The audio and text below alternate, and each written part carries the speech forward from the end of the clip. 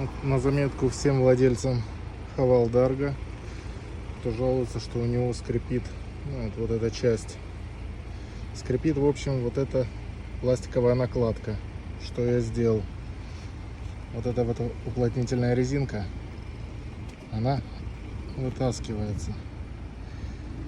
То есть из-за ней, под ней скапливается очень сильно грязь. Я ее прочистил всю, промазал силиконовой смазкой. Ну вот уже больше 10 тысяч километров проехал, никакого скрипа больше нету.